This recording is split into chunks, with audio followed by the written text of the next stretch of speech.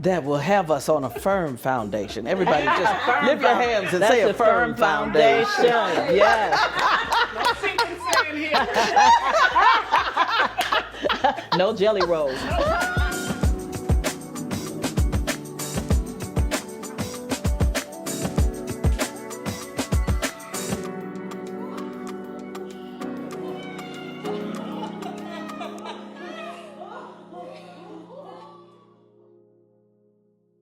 Welcome to Primetime Makeover. I'm Michelle Akins, one of 4 hosts of this amazing set of conversations. I'm here with Melissa Jackson, who is our life coach, Lysandra Lester, who is our licensed clinical professional counselor, and Sheila Hopkins, who is our style guru. And we've been talking about starting 2026 and how we're going to show up and not be the people who hurt us. But today we're going to have some fun because we're going to talk about style trends and how to wear them.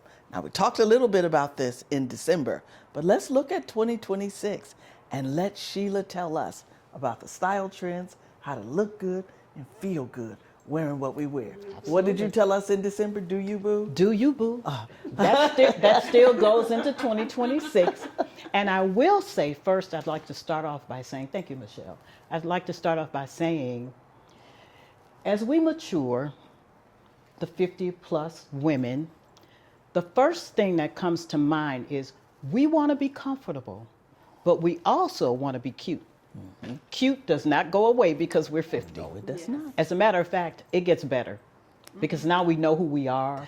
We're not ashamed of who we are. We're not trying to please everybody. Right. We're doing us. Yes. Like I said, do you, boo? So the first thing is to be comfortable.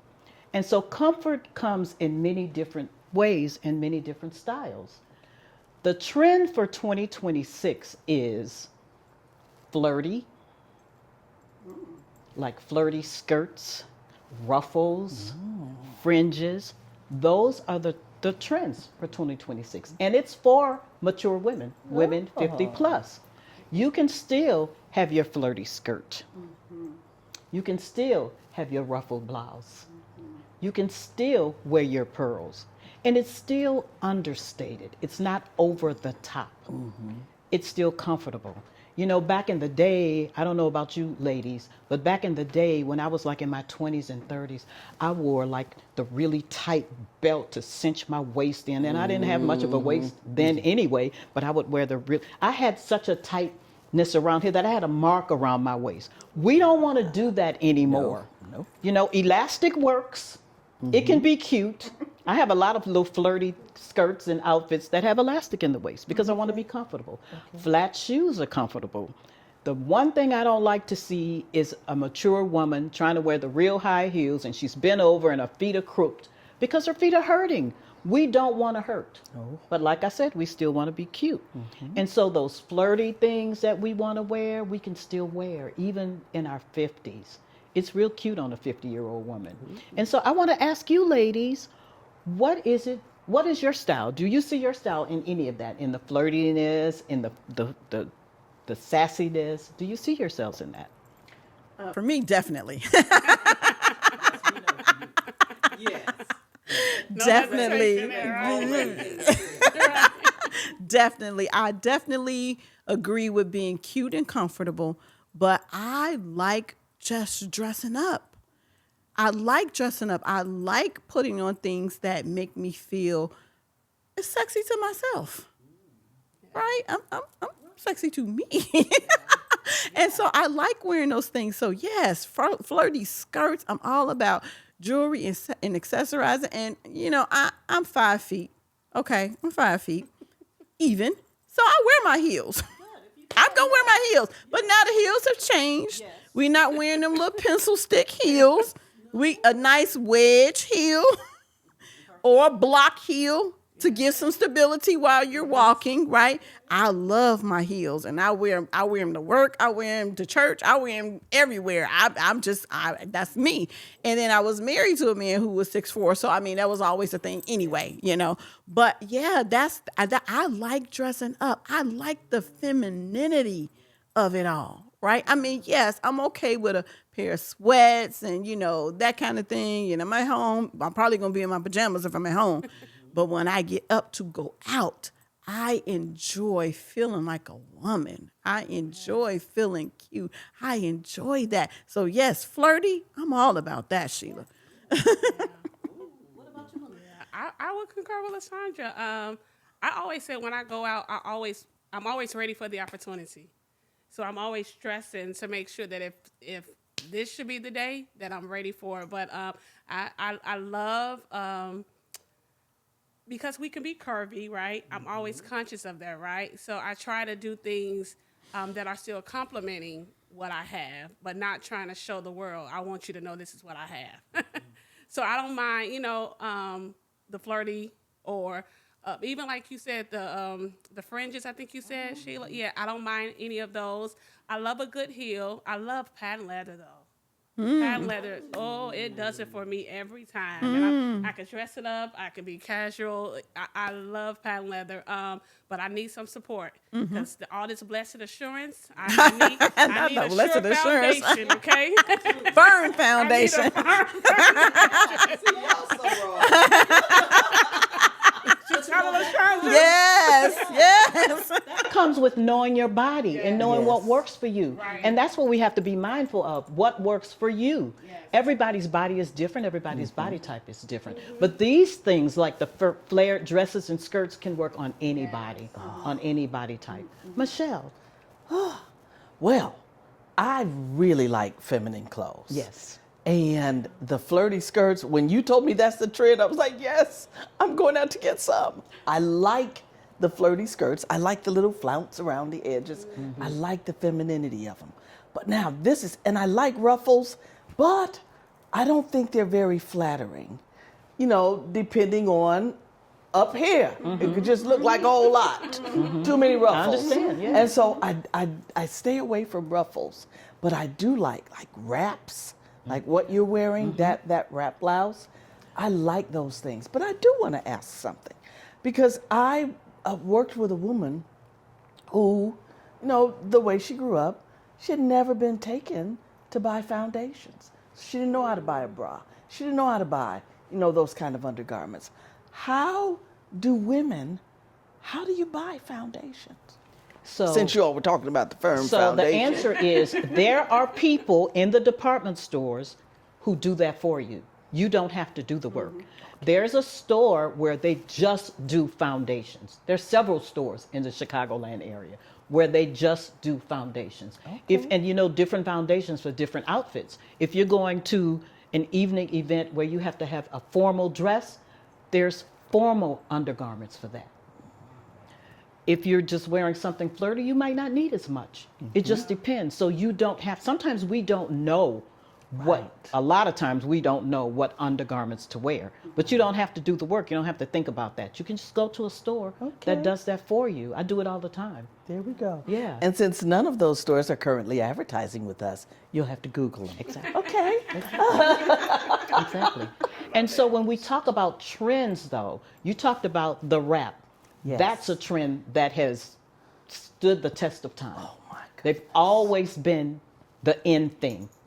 A wrap dress, a wrap top, like Yes. Lysandra's wearing, they've always been in. So those are going into 2026 as well. Also, denim. See, I Denim was is going to another ask thing. about that. Denim is another thing. It's a staple in my closet.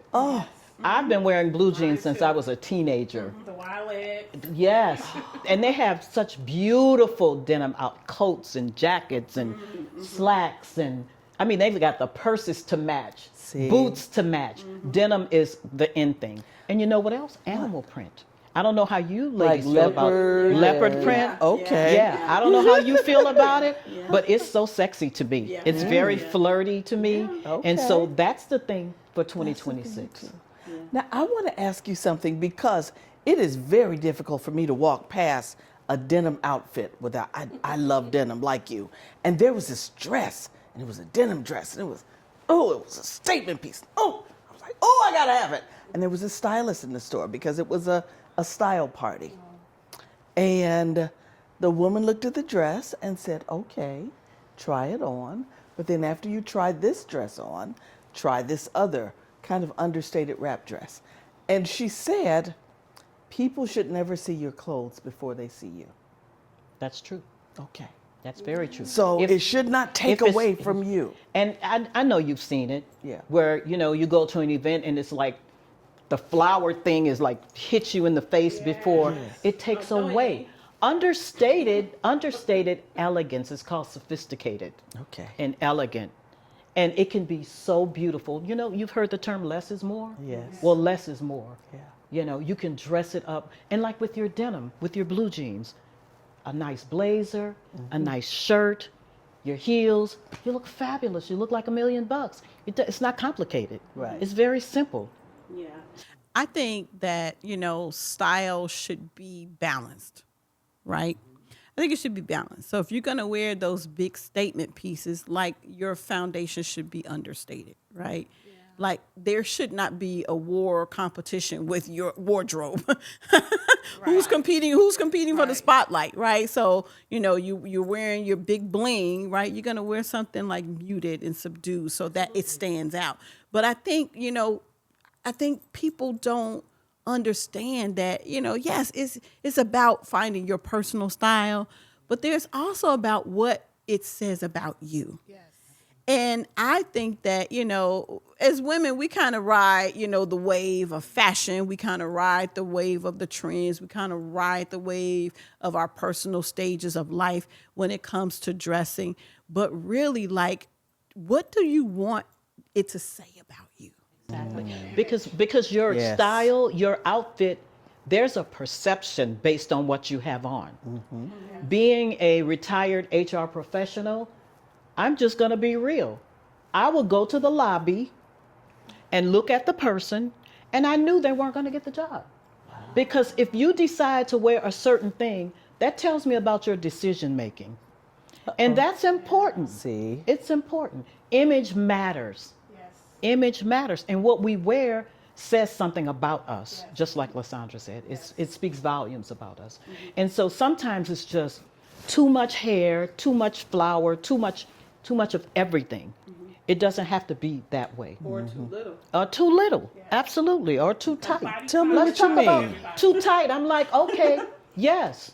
And we have to take that mirror and hold it up and look behind us. We have She to do said bodycon is not for everybody. It's not. But if you look at the advertisements, you would think that it is. that. Yes.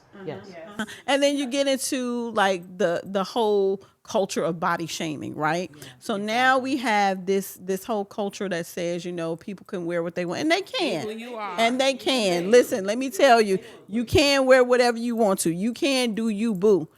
But you have to be cognizant of what message you're sending. Listen, when I was, a young tenderoni, I wore the short skirts because there was intention behind that, right? There was intention behind. Let's be honest. If we can't be nothing, let's be honest, right?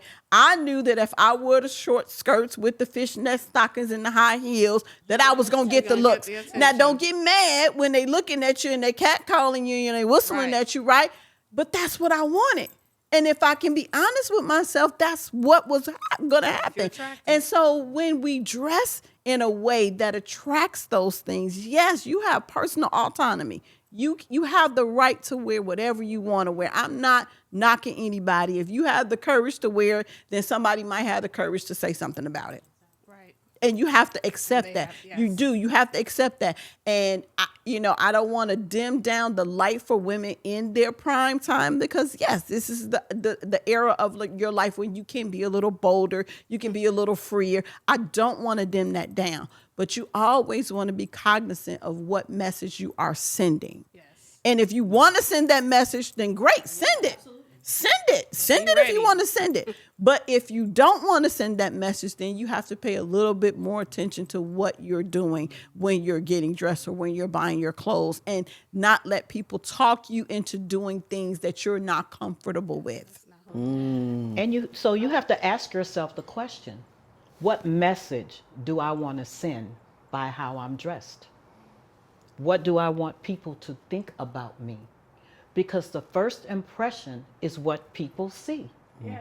That's people say, looks aren't important, and what is it? People say, God looks at the heart.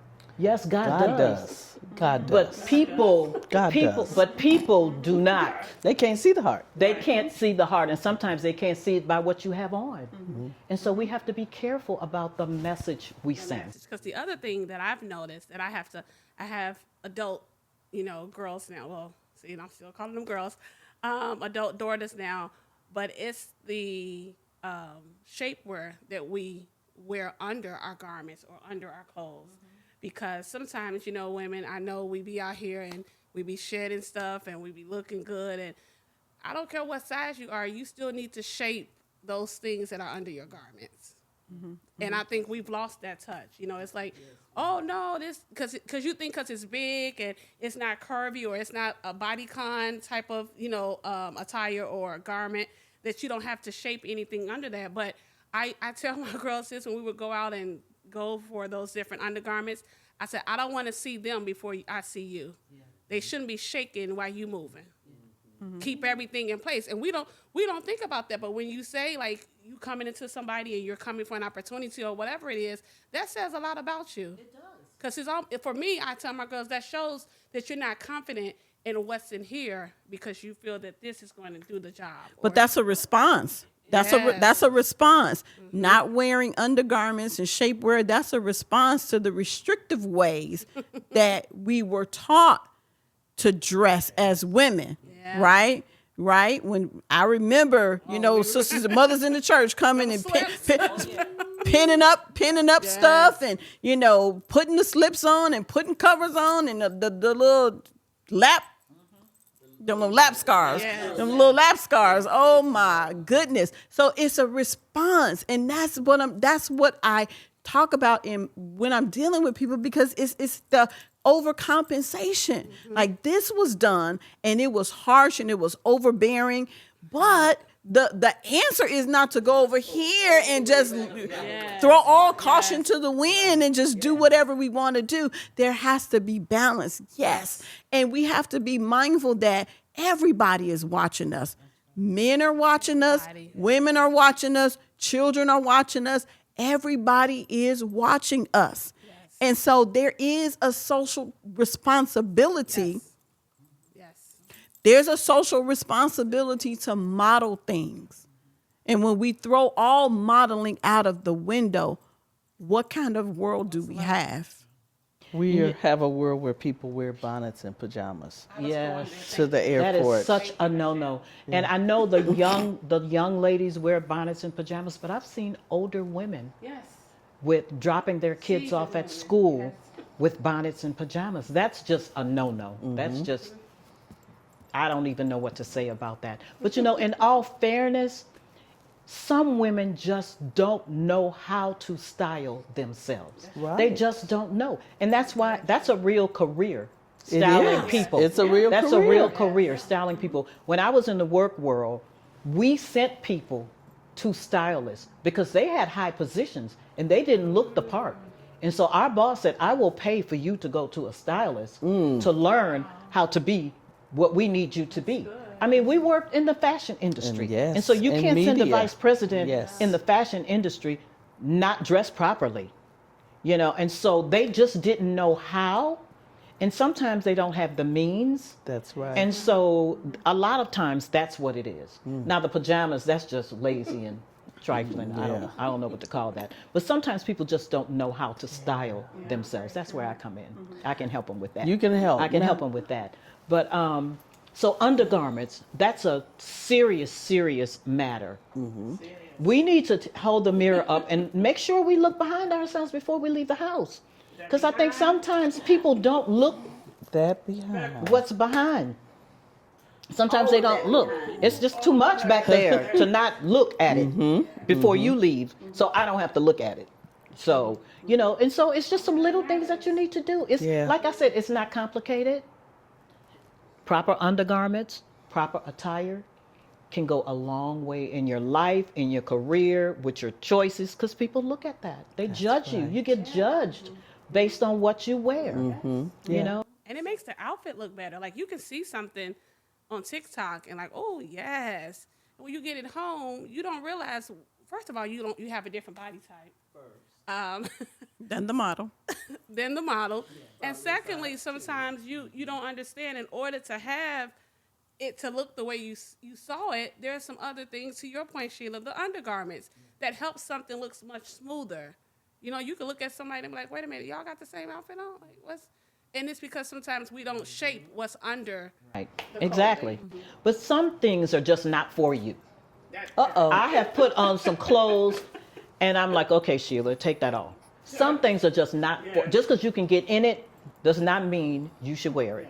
I have put on things, I'm like, nah, the belly, no, you can't wear this because the belly's showing. I'm not going out with my belly showing, you know, with the print of the belly. It's covered, but it's like, okay, that's the first thing you see when you walk in the room. I'm not going to wear that. It might be cute, but it's not for me.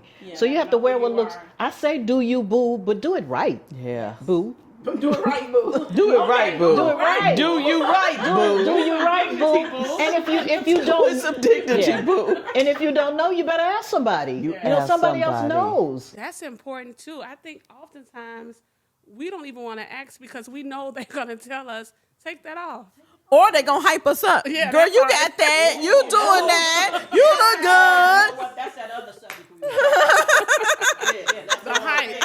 The hype man. You got the hype man. Yes. You know, my mother used to say, when she started to get older, she said, now, and it was 5 of us, 5 sisters, don't y'all let me go out here looking any kind of way. If y'all see I'm not looking right, fix my hair, fix my clothes or whatever. Don't let me. It's okay to ask. It's okay to go to your sister or your friend and ask them, does this look okay? But you got to have that authentic friend who's going to tell you the truth. Yes, who's going to tell you the truth. Yeah, so. Not for their own personal reasons. Exactly. Now, I'm going to ask one last question because our director is once again, he's giving us a signal. I would say, I was looking at you all, everybody's turned this way. And he was like, you see me, don't you? Yes, yes, yes. But for somebody who is just getting started on this journey to present themselves well, is there, I think every woman should have a power outfit. Something that when you put this on, I feel like I can conquer the world because I like how this looks. I like how it looks on me. How do you choose a power outfit? It's your black suit. It's your black dress. It's your string of pearls. It's your string of pearls. It's easy. It's simple. It's your black pumps. No matter what size heel you wear, 2-inch, 3-inch, 4-inch. Okay. It's your basic suit, dress. Nothing fancy, nothing. If you're just starting out, keep it simple. Keep it simple. Keep it simple until you learn how to style yourself. And you know, once you wear that black suit, you're going to look and say, oh, I could put a pin here. Oh, I don't have to wear the white blouse. I can put a red blouse with it. You learn how to style yourself. So that's it in a nutshell. It's simple. Thank you. Thank you for this fun conversation that will have us on a firm foundation. Everybody just lift your hands and say a firm foundation. Yes. No jelly roll. No,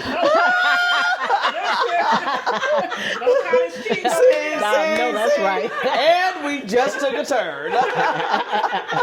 But thank you for watching and listening to this episode of Primetime Makeover. We are so grateful that you're here.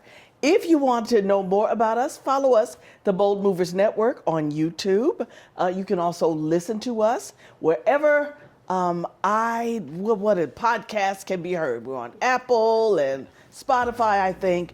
But let us know what you need. And if you are looking for a primetime makeover, reach out to us at connect@itspossible.today. Let's get going. Thank you so much. You are loved. See you next time. Bye.